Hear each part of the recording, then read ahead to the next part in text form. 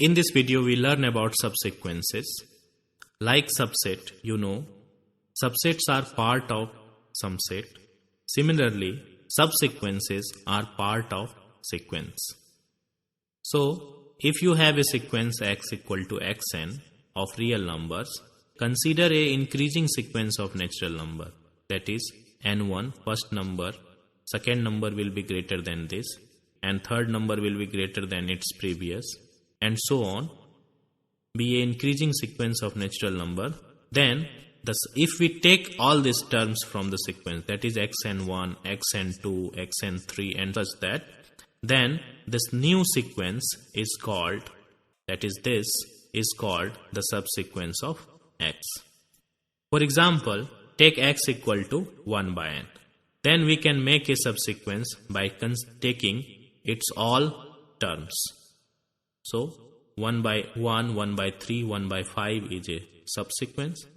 Similarly, we can take all the even terms and we get the subsequence like half, 1 by 4, 1 by 6 and so on. But this is not necessary that we have to take numbers in some order. Only thing, once you have chosen a term, the next term will be greater than that. Only criteria is this for making a subsequence. So, here I have taken the first term, then third term, then fourth term, then eighth term, ninth term, and so on. Just for example, suppose after ninth term, you can't choose the second term. Subsequences can be thought as a composition of function. Suppose we know that sequence is a function from natural number to the set of real number. Suppose 1 maps to x1, 2 maps to x2, 3 maps to x3, and so on. You have a sequence, and you have another function from n to n, that is g, which has a unique property that whenever n1 is greater than n2, the image of gn1 strictly greater than gn2. So in some way, g is a strictly increasing sequence. When you have such a function like g, then you can compose f with g to get a subsequence. For example, suppose you have g such that 1 maps to 2, 2 maps to 4, 3 maps to 5, 4 maps to 6 and so on. Then you get a subsequence. First term will be 2, second term will be 4, third term will be 5 and so on.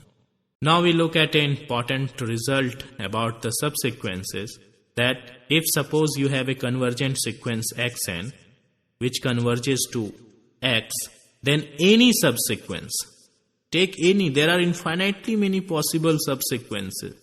So if you take any of those subsequences, say x equal to x and k, then it will also converge to x.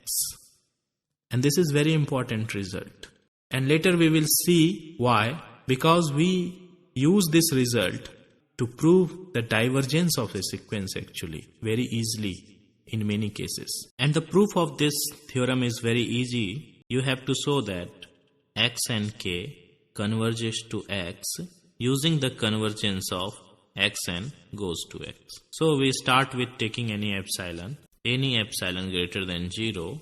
We know that there exists a n, some natural number, such that xk minus x less than epsilon for all k greater than equal to n. But x and k is a subsequence. It means that n1 is less than, n2 less than, and somewhere we have nk and so on.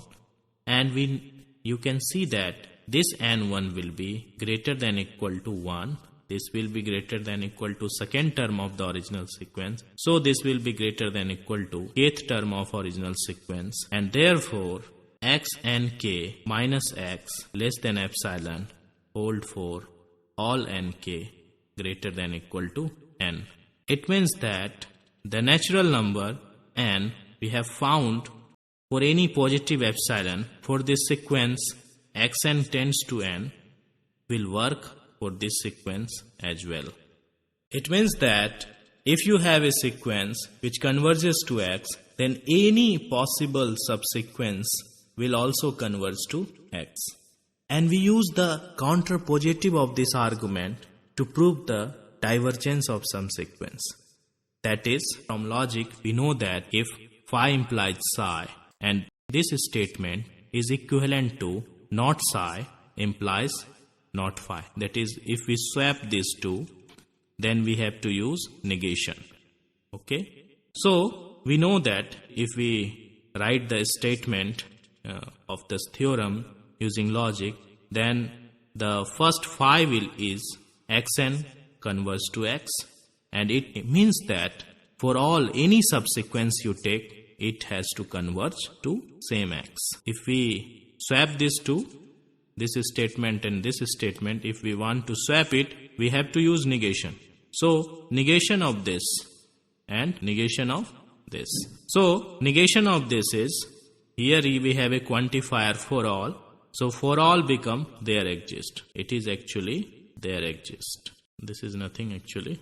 So, for all become there exist, and so there exists a subsequence such that that subsequence should not converge to x, and if any subsequence does not converge to x, then we say that the given sequence does not converge to x. In order to prove the divergence of some sequence, suppose we have two subsequences x and k and x and r. X and k converge to L1 and x and r converge to L2. But this point L1 and L2 are not the same.